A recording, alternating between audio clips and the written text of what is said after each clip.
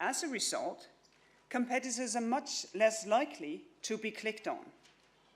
The Commission found evidence of sudden drops in clicks on certain rival websites of more than 90%. 90% after Google applied demotions. Some of them adapted and managed to recover some of the traffic, but never in full.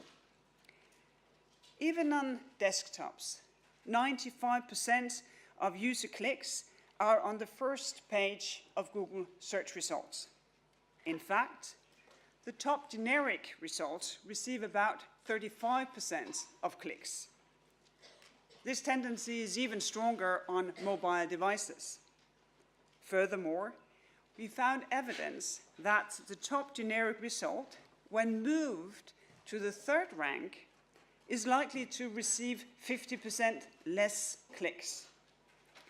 In short, visibility and traffic are two sides of the same coin. And I mean coin in the literal sense. The more consumers click on comparison shopping results, the more money Google makes. Google's practices has therefore allowed Google Shopping to make significant gains in traffic at the expense of its competitors. Our investigation assessed whether these practices breach EU antitrust rules. Market dominance, as such, is not a problem under EU antitrust rules.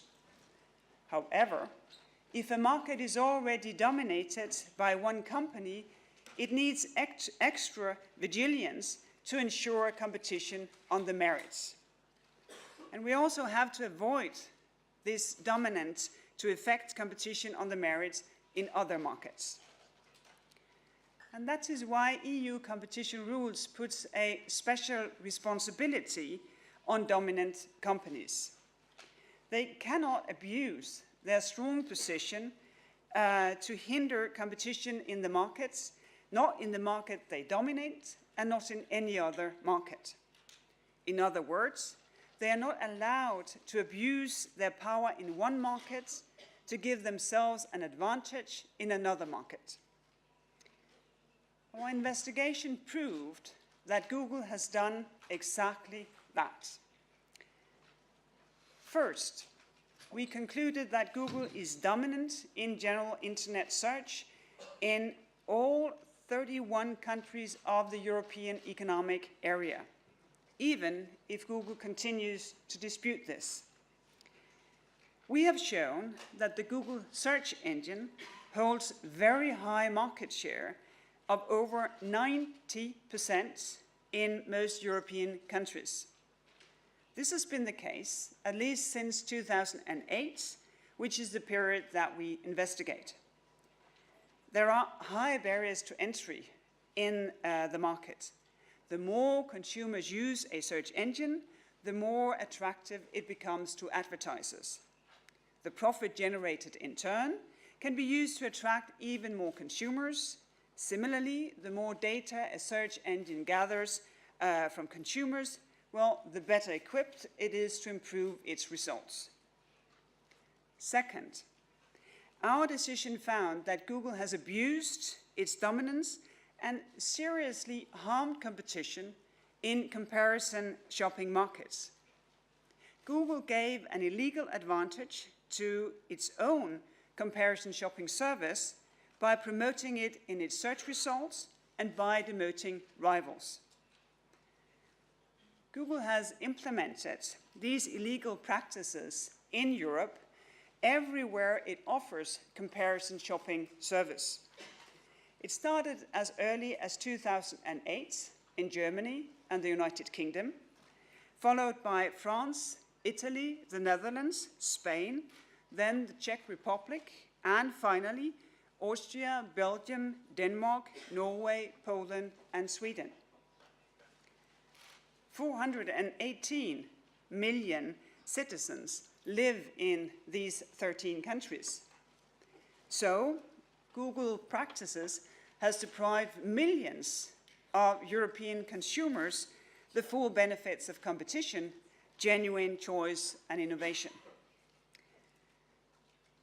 The fine of 2.4 billion euros reflects the serious and the sustained nature of Google's violation of EU antitrust rules. The decision requires Google to stop its illegal conduct within 90 days, and Google must respect a simple principle. It has to give equal treatment to rival comparison shopping services and to its own.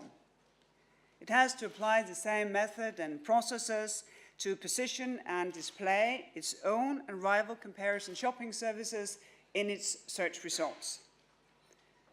This means that Google cannot simply stop doing what it's doing now and replace it with other practices that have the same or an equivalent anti-competitive effect. It is Google's sole responsibility to ensure compliance, and it is for Google to explain how it intends to do so. I have no reason to believe that Google will not comply. But regardless of what precise option Google chooses in order to comply, we will monitor Google's compliance closely. This means that this issue will remain on our desk for quite some time. If Google doesn't comply with its obligation under the decision, it will be subject to a penalty. That would have, of course, to be established in a separate Commission decision.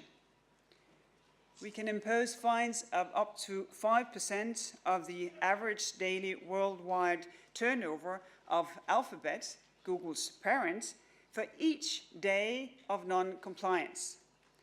And it is backdated from the date of that decision to when the non-compliance started. In addition, anyone who has suffered damage from Google's illegal behavior can claim compensation from Google before national courts. So, this decision requires Google to change the way it operates and to face the consequences of its actions.